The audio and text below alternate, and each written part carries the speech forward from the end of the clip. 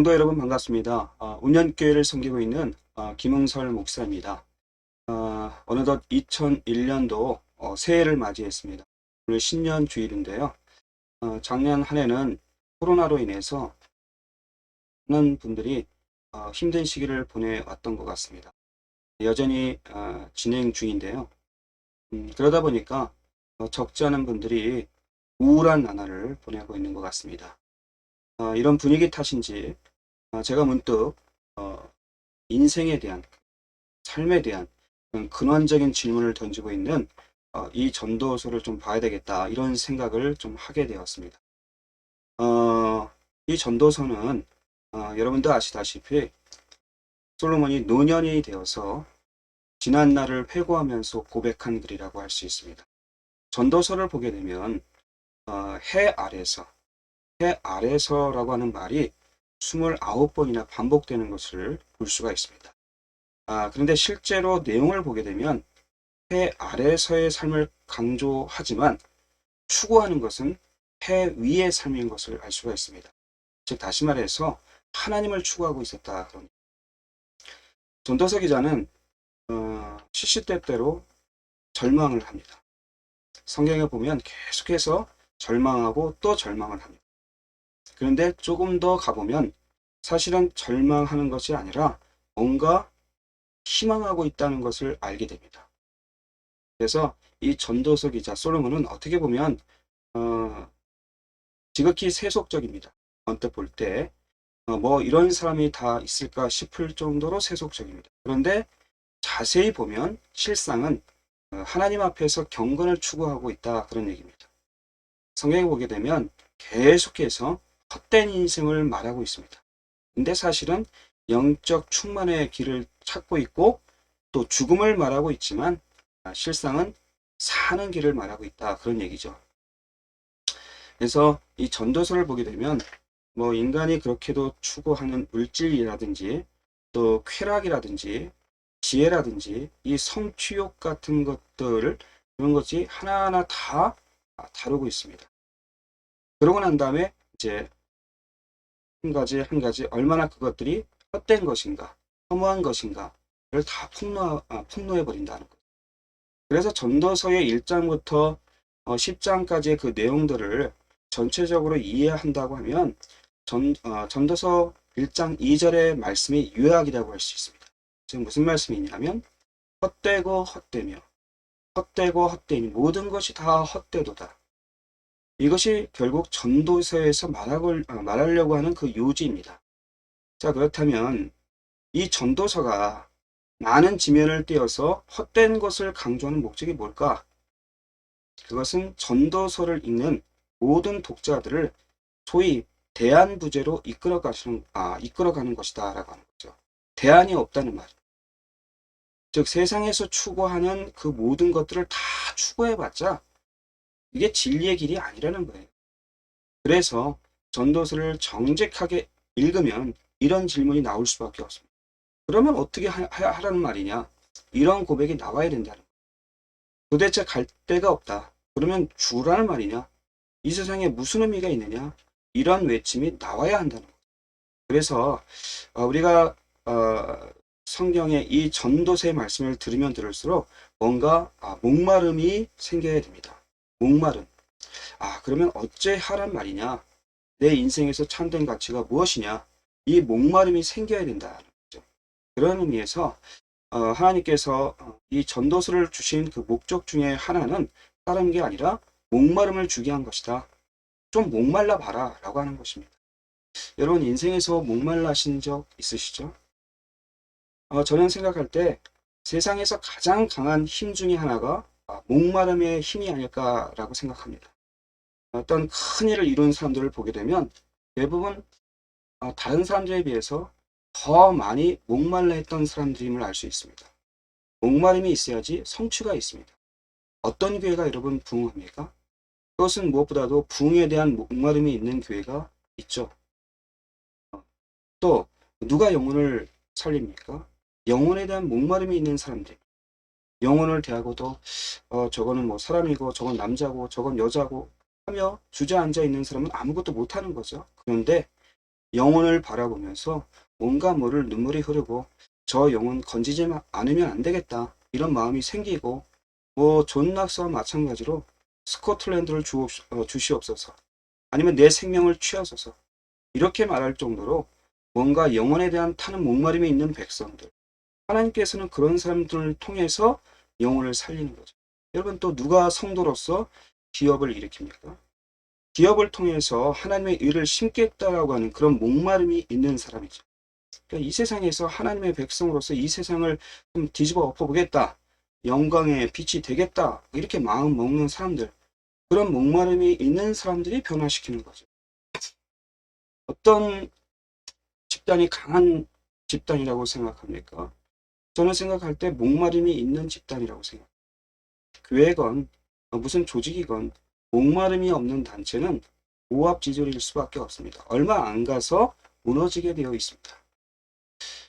제가 학창시절 그 과거에 민주주의를 위해서 뛰던 사람들을 보게 되면 그들은 민주주의에 대한 목마름이 있었죠.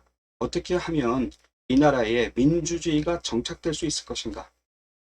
과거에 독립운동 하신 분들 보십시오. 다른 사람들은 어떻게 하면 잘 먹고 잘 살 것인가 이 생각하고 있었는데, 근데 독립군들의 그 가정을 보면 거기에는 나라에 대한 그 어떤 해방과 독립을 갈망하는 타는 목마름이 있었다는 거죠. 저는 그렇게 생각합니다. 교육이라는 게 뭘까? 설교라는 게 뭘까? 그거는 다른 게 아니라 목마르게 만드는 것이라고 생각합니다. 모든 백성이 하나님의 길을 가도록 이끄는 것, 그것이 참된 힘입니다. 전도도 마찬가지. 전도는 목마르게 하는 것. 누가 주님께 나아갈 수 있습니까? 그건 다른 게 아니라 목마름이 있는 사람들이 나아가. 우리가 하나님께로 가지 못하는 이유 가운데 가장 큰 것은, 저는 그 이유 중에 가장 큰 것은 배가 부르다는 것일 거예요. 아쉬운 게 없는 거죠. 하나님 없이도 잘 살 수 있다는 거죠. 기독교인들조차도 입술로는 주님은 뭐 나의 왕이십니까? 왕이십니다. 주님 없이는 못 삽니다. 라고 말은 하는데 이게 뭐 별로 가슴에 와닿지 않아요. 그러니까 입술로는 그 말을 하고 있는데, 고백을 하는데 그게 가슴으로는 그렇게 느껴지지 않으니까 삶 속에서 나타나지가 않아요. 뭘 주님 없이도 못 살아. 난 돈도 많고 배운 것도 많고 뭐 백도 있는데. 그러니까 고백과 삶에 큰 차이가 나타나는 거죠. 괴리가 생기는 거죠. 그러니 하나님께 나아가기가 쉽지가 않은 겁니다. 목마름이 있을 때 나아가는 거지, 뭔가 배가 부르고 만족하면 나아가기가 쉽지 않다, 그런 얘기입니다. 기도도 마찬가지입니다. 어떤 사람이 기도할 수 있을까요? 기도에 목마름이 있는 사람. 마태복음 7장 7절 이하를 보게 되면요, 구하라 그러면 너에게 주실 것이요, 찾으라 그러면 찾을 것이요, 문을 두드리라 그러면 너희에게 열릴 것이니, 구하는 이마다 얻을 것이요 찾는 이가 찾을 것이요 두드리는 이에게 열릴 것이니, 이렇게 말씀했거든요. 자, 누가 구하고 누가 찾고 누가 두드립니까? 그거는 우리식으로 말하면 아쉬운 사람이 두드린다는 거죠. 왜 우리 하나님께서 우리의 삶 속에서 우리의 인생에 자꾸 이렇게 위기를 주시는 줄 아십니까? 그것은 하나님에 대한 목마름을 갖게 하시려는 까닭이라고 생각해요. 주님밖에 없습니다. 이거 주님 아니면 안 됩니다 하고 납작 하나님 앞에 엎드리라고 위기를 주시고 시련을 주시는 것. 자, 이렇게 하나님께서는 자기 백성을 크게 쓰시기 위해서 시시때때로 이 목마름이라는 것을 주십니다. 여러분, 이스라엘 민족을 한번 생각해 보십시오. 하나님의 백성으로 만들기 위해서 그들을 어디로 끌고 가셨나요? 평안한 곳으로 이끌었나요? 그렇지 않죠. 고통에 따르는 광야로 이끄셨습니다. 하나님에 대한 목마름을 갖게 하기 위해서죠. 이유가 바로 그런 겁니다. 이렇게 우리 인생에서 이렇게 갈증을 느끼고 목마름을 갖는다라고 하는 것은, 그것은 가장 강력한 힘의 원천이다 라고 하는 사실을 우리가 꼭 기억해 볼 필요가 있습니다.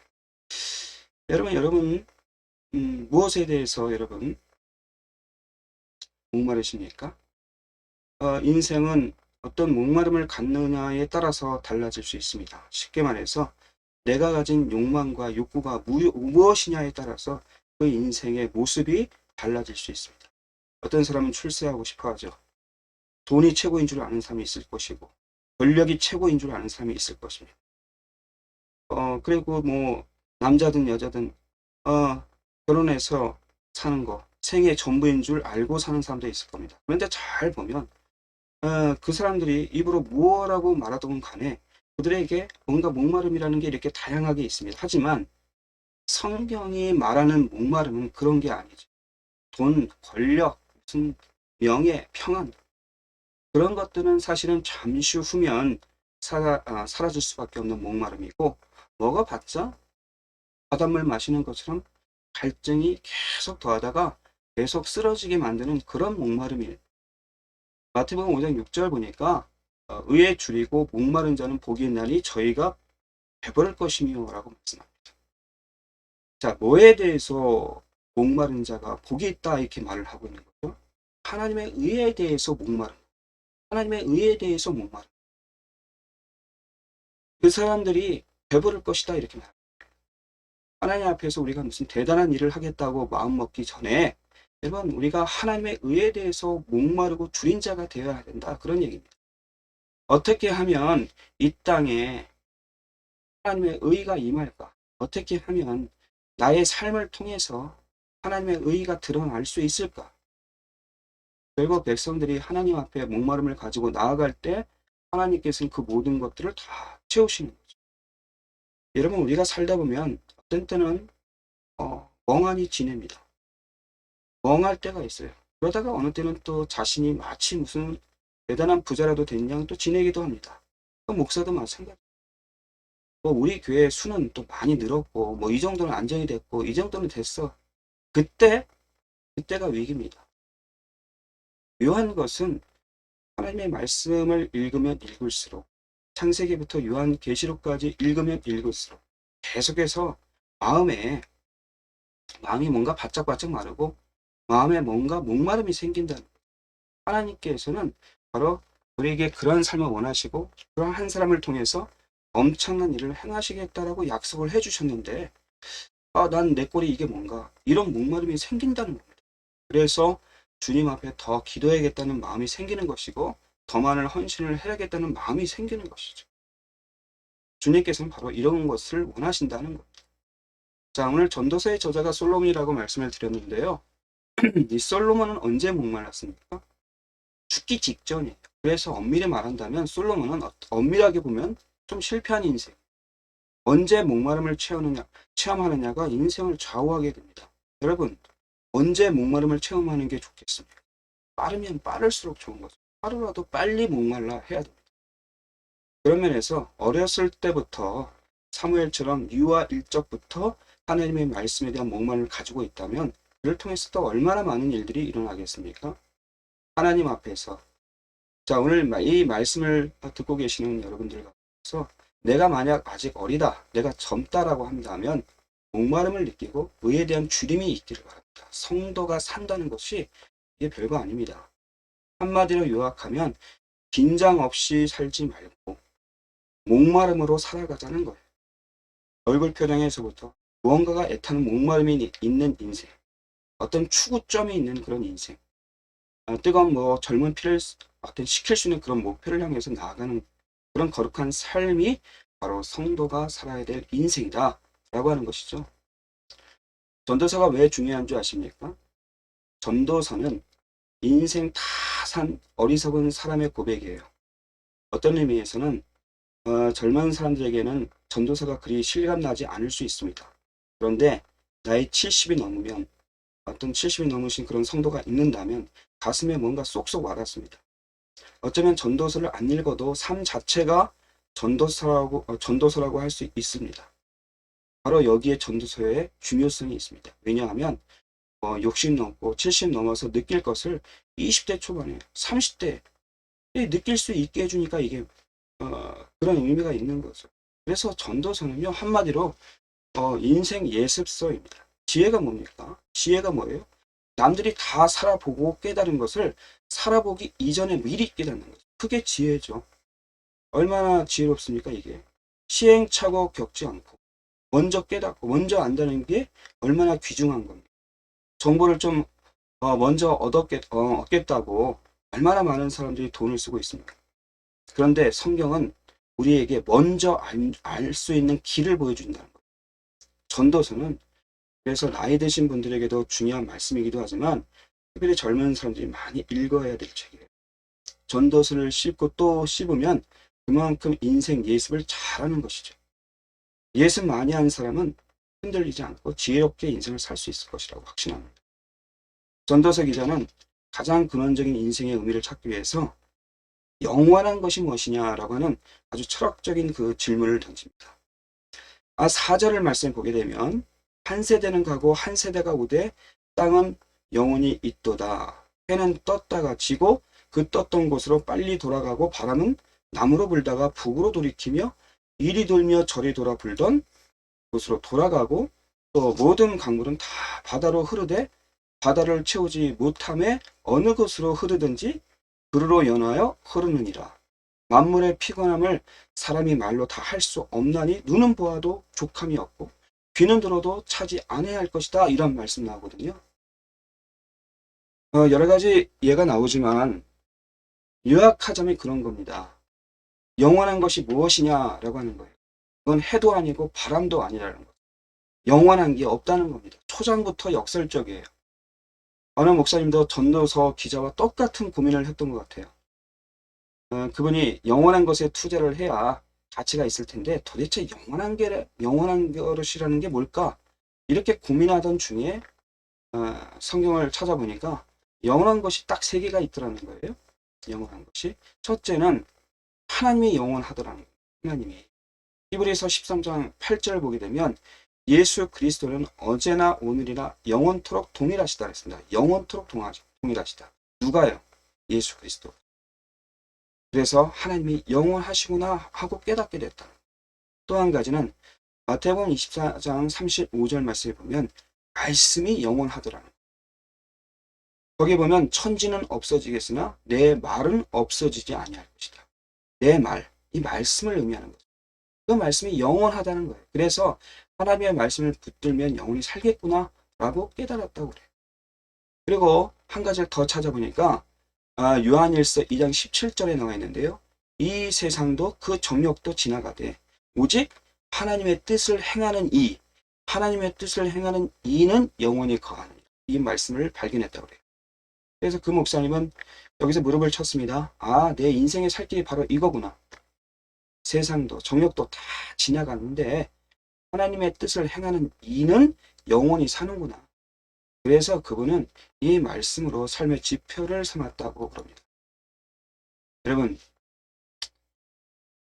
예컨대 성경에 교회를 크게 지어야 한다느니, 교회는 좋은 오르간이 있어야 된다느니, 아니면 음향시설이 좋아야 된다느니, 이런 말 나옵니까?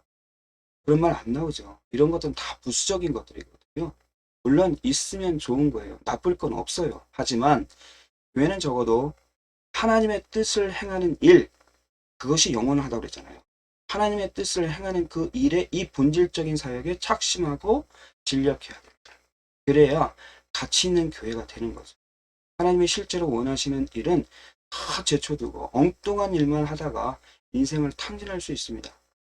영원한 것을 추구하지 않으면 나중에 그야말로 헛되고 헛되니 모든 것이 헛되도다 이런 말 나오는 거예요. 반드시 나옵니다. 까미가 쓴 이 시지프스의 신화에 보게 되면 죄를 범한 그 인간에게 신이 벌을 내리죠. 큰 돌멩이를 산꼭대기에 죽을 힘을 다해서 올리게 한 다음에 또 그것을 또 골짜기로 다시 굴려버려요. 그리고 다시 또 내려가서 그 돌멩이를 산꼭대기에 또 올려놓습니다. 그러면 또 굴려버려요. 이런 일들을 계속해서 반복합니다. 자, 우리가 여기서 인생의 무의미함을 깨닫게 되는 거예요. 그러면 세상은 어떻습니까? 열심히 살라고 말을 하죠. 시련이 있어도 실패는 없다. 이런 멋진 말로 생의 의욕을 돋습니다. 또 열심히 뛴 사람들이 위인도 되고 또 재벌도 되지 않느냐 이렇게 권면을 하기도 합니다. 어떤 사람은 평생 돌멩이를 조금 더 턱도 못 넘어가는데 어떤 힘 좋은 사람은 꼭대기까지 또 올라갑니다. 여러분, 한 번도 못 올라가는 사람도 있는가 하면 또 왔다 갔다 몇 번을 왔다 갔다 하는 사람도 있죠. 하지만 10번 올라간 사람이나 한 번도 못 올라가는 사람 사이에 여러분 무슨 의미가 있다고 생각하세요? 성경은 바로 이걸 묻는 겁니다. 의미가 없다는 거예요. 그러면서 아, 한 번이든 10번이든 그것이 우리에게 의미를 주지 못하다고 이렇게 말을 하는 겁니다. 어떤 의미에서는 한 번이건 10번이건 그러면 다 죽으면 끝나는 거예요. 이것이 무슨 대수냐 단언하는 거예요. 한때 이 시베리아 이 감옥의 그 형벌이 뭐였냐면 공투를 받다가 다시 묻는 일을 반복시키는 거였습니다. 이렇게 같은 일을 계속해서 반복시키는 사람이 어떻게 되겠어요? 그만 실성하는 거죠. 왜요? 무의미하기 때문에. 그런데 여러분 조금 생각해 보면 인생만큼 무의미한 게 없어요. 하나님 없는 인생에 대해서 고민을 하다 보면 진한 허무주의 철학에 빠질 수밖에 없습니다. 예수 믿는 사람과 믿지 않는 사람 사이에 어떤 차이가 있죠? 똑같이 공부하고 때가 되면 직장 가고 또 때가 되면 결혼하는 것이 다 똑같습니다. 근데 다른 게 있다면 한 사람은 일요일에 놀러 가지만 한 사람은 주일에 교회 가는 정도일 것 같아요. 그런데 믿는 사람의 삶과 믿지 않는 사람의 삶은 의미가 다릅니다. 의미가. 직장을 다녀도 똑같은 의미로 다니는 게 아니고 이 땅에서 결혼을 해도 똑같은 결혼을 하는 게 아닙니다. 믿는 사람에게는 결혼을 해도 직장을 다녀도 다 사명이 있다라고 하는 거죠. 여기에 차이가 있는 겁니다. 그러니까 어떤 예수 믿는 사람이 이 땅을 살아가면서 직장을 다니고 돈 벌고 또 결혼을 해도 믿지 않는 사람과 똑같은 의미로 하는 게 아니라는 거예요. 결혼에도 사명이 있고 직업에도 부르심이 있고 우리가 하는 모든 행동에 다 사명이 있습니다. 그 사명이 뭐냐? 하나님 나라와 그의 의를 위한 사명 때문에 하는 것이라는 거예요. 남들 때문에 하는 게 아니라는 거예요. 그래서 그럴 때에 의미가 있는 것이고 열매가 있습니다. 그래서 성도의 삶은 헛되지가 않은 겁니다. 여러분 헛된 인생을 살기에는 우리의 인생이라는 게 너무나 짧잖아요. 그런 면에서 우리가 한 가지 가치 있는 일, 열매 맺는 일에 헌신하시기 바랍니다. 무엇보다도 영원한 것에 우리의 인생을 거는 하나님의 백성이 되시기 바랍니다. 자, 전도서 기자가 두 번째로 살피려고 하는 문제는 뭐냐면요. 뭐가 새 것이냐 하는 거예요. 뭐가 새 것이냐. 구절을 보면 이미 있던 것이 후에 다시 있겠고 이미 한 일을 후에 다시 할지라 해 아래는 새 것이 없나니 무엇을 가리켜 이르기를 보라 이것이 새 것이라 할 것이 있으랴. 오래 전 세대에도 이미 있었느니라. 이 말씀이 등장을 합니다. 간단히 말하면 이 말씀이 무슨 얘기냐면 새 것이 없다는 거예요. 해 아래 새 것이 없다. 이거 다 돌고 도는 것이다. 이렇게 단언하고 있습니다. 정말 그런 것 같아요. 유행도 그렇고 다 돌고 도는 것 같아요. 여러분 무슨 옷 패션을 보게 되면 여러분 옷도 여러분 잘 놔둬야 된다고 생각해요. 한 뭐 10년쯤 가지고 있으면 새로운 유행의 옷이 되기도 합니다. 패션의 변천사를 담은 사진을 보니까 바지도 넓어졌다가 좁았다고요. 치마가 뭐 올라갔다 내려갔다 하면서 다 돌고 돕니다. 그런 면에서 또 뭐 복고풍이라고 하는 멋있게 또 말이 나오기도 하죠. 옛날에 촌스럽다던 그 옷이 어느새 또 최신 유행의 옷이 돼버리기도 하죠. 이렇게 다 돌고 도는 겁니다. 해 아래서 새로운 게 아무것도 없어요. 돌고 도는 거예요. 그러면 하나님의 백성들은 이 땅에서 뭘 해야 되느냐? 새로운 것이 없다라고 한다면 그러면 절망만 하고 있어야 되느냐? 이게 아니라는 거예요. 이 땅은 어차피 중고풍으로 가득 차 있지만 새롭게 만들 수 있는 길이 딱 한 가지가 있다는 거예요. 그게 뭐냐? 바로 복음입니다. 복음. 참된 복음이 들어가면 새롭게 만드는 그 운동이 벌어집니다. 기독교는요, 원래 그 본질은 새 사람 만들기 운동. 고린도후서 5장 17절에 보면 이 말씀이 있습니다. 그런즉 누구든지 그리스도 안에 있으면 새로운 피조물이라. 이전 건 지나갔으니 보라 새 것이 되어졌다. 이렇게 선언을 하죠. 그러니까 복음이 들어가니까 새로운 피조물이 되는 것 이것이 기독교입니다. 그러니까 과거에는 인격 파탄자일지라도 그 안에 복음 들어가니까 새로운 성품이 생기더라는 거예요. 악독으로 그득한 사람이 성령의 9가지 열매를 맺고 하루하루 달라지는 거죠. 이게 복음이죠. 요한계시록 21장 5절을 보니까 하나님께서 이렇게 말씀하십니다. 보좌에 앉으신 이가 가라사대 보라 내가 만물을 새롭게 하노라. 지금도 보좌에 앉으신 예수님께서 이 땅에서 하시는 일, 그게 뭐냐면 만물을 새롭게 하는 거예요. 복음은 우리로 하여금 새로운 사람으로 만들어갑니다. 새로운 나를 만드는 것입니다. 과거의 나는 죽고 복음으로 말미암아 새로운 내가 나오는 거죠. 하나님의 말씀의 능력으로 점점 새로워지는 겁니다. 이런 점을 주목할 필요가 있어요. 에스겔서 36장 26절에 보면 또 새 영을 너희 속에 두고 새 마음을 너희에게 주되 너희 육신 가운데 굳은 마음을 제하고 부드러운 마음을 줄 것이다. 그러니까 성령이 내 안에서 역사하면 복음이 들어오면 나는 새로운 사람이 된다라고 하는 이 선언이에요. 원래 영국 민족도요, 역사적으로 보더라도 사실은 영국 민족은 야만족이었습니다. 그런데 기독교가 들어와서 새로운 생명을 불어 넣으니까 지금까지도 신사의 나라다라고 하는 그 별명을 가진 멋진 나라가 되었잖아요. 옛날에 우리나라 그 여자들이 사람 취급받았어요. 남전 요비 사상이 강해가지고 여자는 사람 취급 못 받았어요. 여자들은 양반 집에서라도 가르치지 못하게 했습니다. 그런데 기독교가 들어오고 난 뒤에 역사에 새로운 생명이 불어넣으니까 여성도 사회적으로 신분이 보장이 되는 나라가 되었습니다. 이게 다 복음 때문에 생긴 거예요. 지금도 이슬람 지역을 가보십시오. 여자들의 인생이라는 것. 그것이 인생인 줄 아십니까? 복음 없는 데 가보면 여자만큼 비참한 존재가 없어요. 진짜 노예 같은 처참한 인생을 살게 되어 있습니다. 우리 사회를 이렇게 보게 되면요. 제가 보니까 이 밀실 문화가 우리를 좀 압박하고 있는 것 같아요. 흔하게는 노래방, 비디오방, 전화방, 찜질방, 하다못해 이제는 미장원도 머리방이라고 말합니다. 하여튼 이 방이라고 하는 말을 안 붙이면 장사가 안 될 정도로 하는 거죠. 교회도 교회방, 예배방 이렇게 이름 붙이면 더 많은 사람들이 몰려올지도 모르겠습니다. 하여튼 세상이 이렇게 온통 방문화예요. 그런데 기억해야 될 것이 있어요. 밀실로 들어가면 들어갈수록 더 음란해지고 더 폭력적이 되고 더 잔인해집니다. 남들이 안 보는 대로 자꾸 숨어 들어가는 사람들이 위험한 거죠. 하나님의 공적 속성 중에 하나가 바로 뭐냐면 사회성입니다. 사회성. 인간을 창조하실 때 우리의 형상을 따라 우리의 모양대로 우리가 사람을 만들고 이렇게 말씀하시죠. 삼위일체 하나님께서 서로 영원히 교제하시고 의존하십니다. 비유적으로 말해서 하나님의 말씀의 원리는 뭐냐면 방문화가 아니라 밀실 문화가 아니라 공개 문화입니다. 그러니까 많은 사람들이 서로 부딪히면서 살아가도록 해놓으셨습니다. 그러니까 믿음이 자라는 비결도요. 성도끼리 서로 만나는 것입니다. 교제하는 것입니다. 그래서 이 밀실 문화를 깨뜨릴 수 있는 그 원리는 교제하게 만들고 불붙게 만드는 것이다. 예배라고 하는 것은 사람을 새롭게 하는 겁니다. 복음은 사람의 출신 성분을 바꾸는 능력이 있습니다.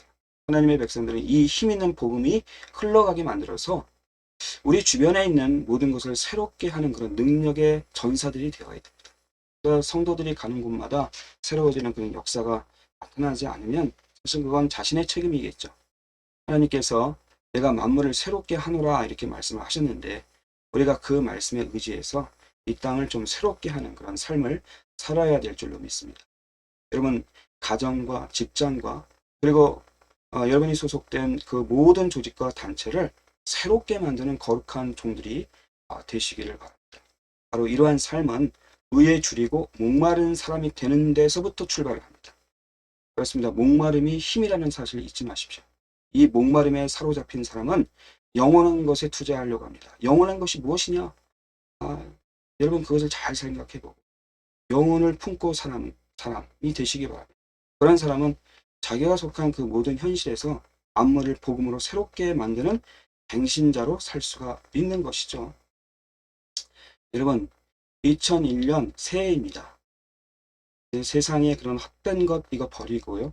영원한 것에 투자하시기 바랍니다. 영원한 것은 예수 그리스도고 하나님의 말씀이고 하나님의 말씀을 행하는 것입니다. 그런 목마름을 가지시기 바랍니다. 그 목마름은 우리로 하여금 힘을 더욱더 샘솟게 만드는 원동력이 됩니다. 그리고 우리의 삶을 풍성하게 만드는 그 원동력이 됩니다. 그러한 축복이 저와 여러분 가운데 함께하기를 주의 이름으로 축원합니다.